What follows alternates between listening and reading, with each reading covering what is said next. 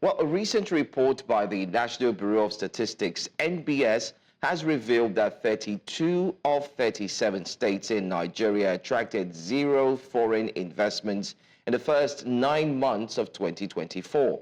This number is up from 27 states in 2023.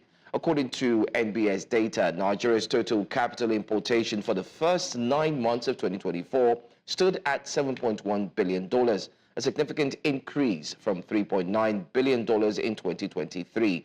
However, this growth is concentrated in only a few states, with Lagos, Ekiti, Enugu, Kaduna, and of course the Federal Capital Territory being the only recipients of foreign investments. Nigeria's total capital importation for the third quarter of 2024 witnessed a 51.90% decline from the previous quarter, falling to $1.25 billion. This drop, compared to the $2.60 billion recorded in Q2 2024, highlights a sharp contraction in foreign investment. We're joined this morning by the founder, CEO, System Strategy and Policy Lab, Dr. Murtala Adogi Mohammed. Good morning, and thank you very much for joining us. Good morning. All right. I'm glad to be here this morning. Glad to have you as well. What do the numbers say to you? 27 the last time, and this time we're seeing 35, I believe, out of 37, 32, I beg your pardon, out of 37. What do these numbers say to you? I think from 27 to 3, it shows to some extent maybe lack of sustained engagement, lack of sustained working along with the international community to open up the state for investment and clearly say that we are ready for it. And 2023 was basically a year for transition. Elections happened and some governors left. So maybe some governors have kickstarted the process and we have a new governor. So the findings for 2024, which clearly mentioned the 4 states of Lagos, Ekiti, Enugu, Kaduna, and FCT, I think we need to dive deeper to look at what is this 4 state doing differently, so that other states will be able to learn and also understand the dynamics around opening of your state for foreign investors. Like, for instance, the availability of state strategic plan, and also the availability of state governance performance report, and the availability of the World Bank Index on the ease of doing business in that state, the issues around security, the issue around the market and the population and the natural resources available, though we have all this across some of the states in Nigeria. And also we need to look at also what happened in the post subsidy removal, because subsidy removal, Nigerians begin to feel the impact in 2024. So many factors might be attributed to why the investors decided to focus on this 4 to 5 states. Abuja naturally should be on the list, because being the capital of the country, relatively peace, so many indicators might be working good for Abuja. But if you take Kaduna, for instance, there's a great foundation laid by the former governor. Almost any development document you're looking for in Nigeria, it's available online for Kaduna State. Just Google Kaduna State Development Plan, you will see it. Kaduna State Economic Plan, you will see it online. So all available, and most of these investors, before they come to Nigeria, at times, they will sit down in New York, in Washington, in London, in France, in Paris, and everywhere to Google some of these states' potentials. The credibility, the openness of the states. So some of the states that are lagging behind, I think maybe is because they are not able to have some of these documents available. They are not able to put some of these things on ground for people to see. So these are some of the things that make, I think, the decline in the number from 27 in 2023 to only 4 or 5 in 2024.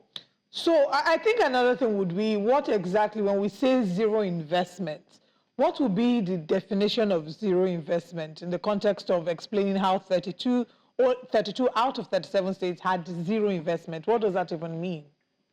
No, I think based on the reports I read, is there's already investors. Okay, take like my own home state, Nasarawa State.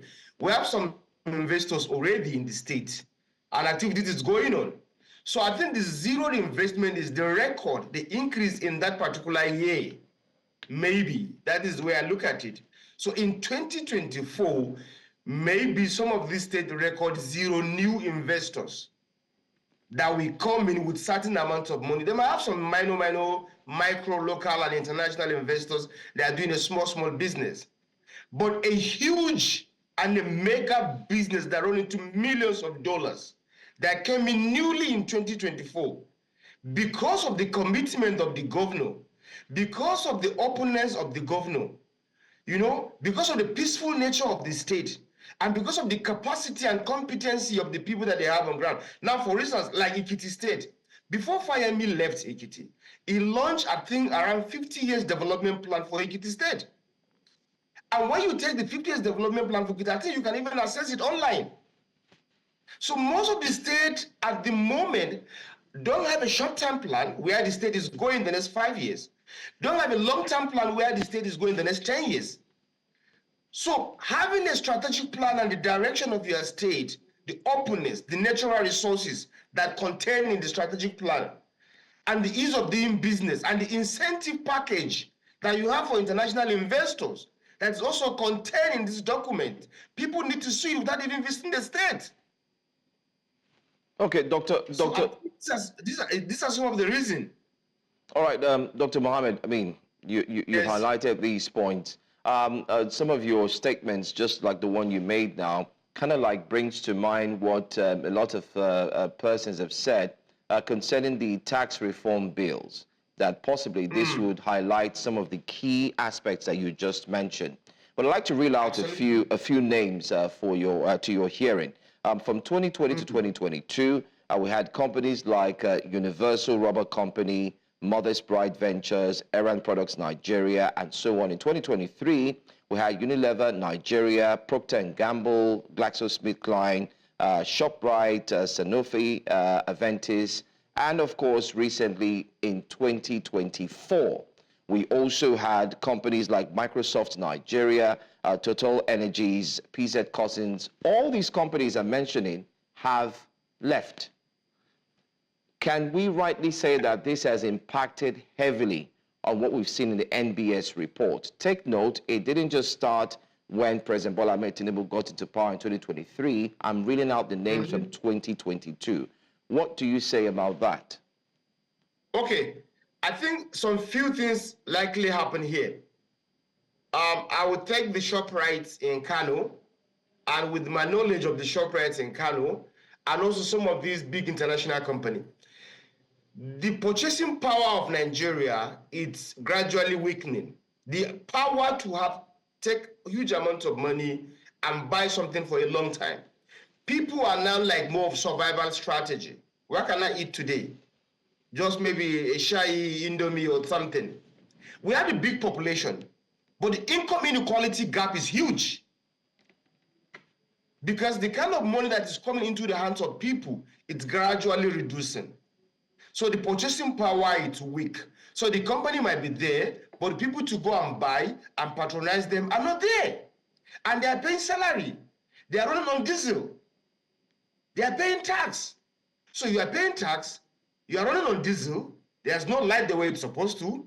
Maybe there's no water, you are on borehole. Maybe there's no security you're providing, you are on security to some extent. So the cost of production is high, while the income that is coming to the company is low because of poor purchasing power and the income inequality in Nigeria. So the only option is some of this company to pack up. I was in Kano prior to the parking of ShopRite in Kano. They left. And I asked even some of their staff, why are you guys parking? They said, people are no longer patronizing us. They only come into the ShopRite to snap pictures. So somebody will enter a ShopRite and want one bottle of Coke and snap 10 pictures, 20 pictures. Doctor. And the old ShopRite is on diesel. You need to see the size of their generators. Dr. Mohammed, I mean, diesel by then, around 1,600 naira per liter. Let me also come in. This is the reality. But aside from the purchasing power, don't you think that unstable government policies and also the high interest rates could also be pointed as a reason for for what we see with the poor foreign direct investments and so on in these states? I agree with you. The interest rate in terms of the local banking system collecting of the loan, and also the instability, of the policies also contributed. We additional policy in Nigeria as if we're giving a kind of handout to the poor people. In the policies design system, there's what you call incremental policy. That for you to release a policy, it has to be incremental, gradual, and you must allow the people to see the impact of the previous policy. Now we have a policy of subsidy removal. We have a policy of floating naira as part of the forex, the foreign exchange. And within not up to a year, we are bringing a policy again on tax reform. People are yet to see the impact of the subsidy removal. People are yet to see the impact of the floating of naira. And we are dishing out another policy on tax reform. Why are we in the haste?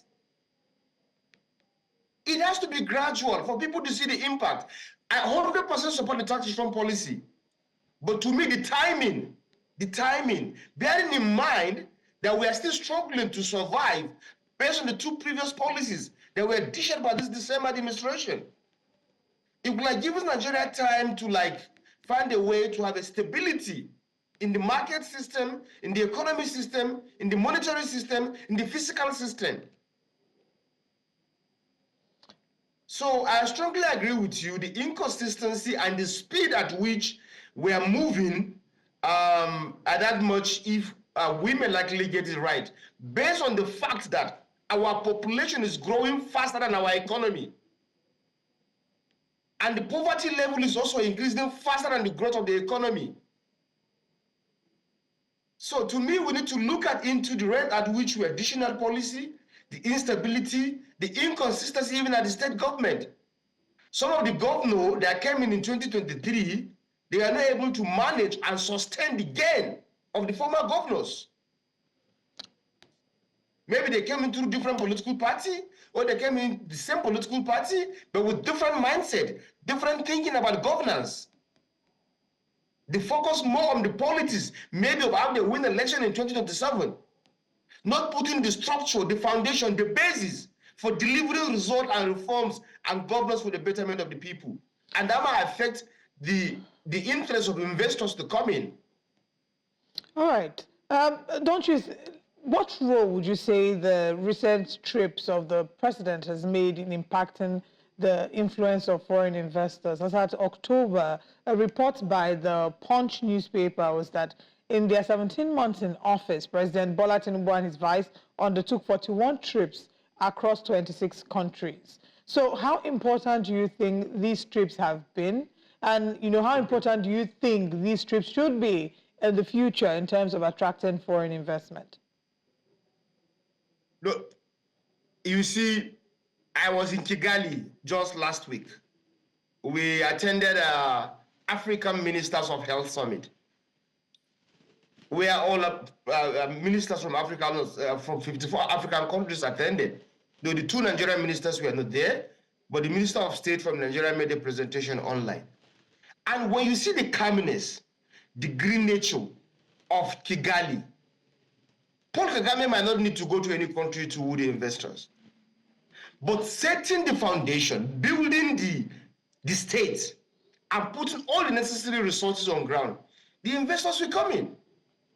So the rate at which we are going after the investors, by visiting over 30 countries almost now, not even 26, I think. As of October might be 26, but as of now might be closing to about 30 countries that the board, either president or vice, visited in the last maybe 1.5 years. Now, to me, it's not even visiting the country. But prior to visiting the country, the media team of the Mr. President should clearly tell us in a punchy and catchy way that Mr. President is visiting social country. And this is what he's going to do in terms of the business opportunity. And by the time he's back, give us a report. There's what you call back to office report. When the president is back, you know that the president is back, and this is the impact of the trip, so that we can be able to monitor and measure the impact of this trip.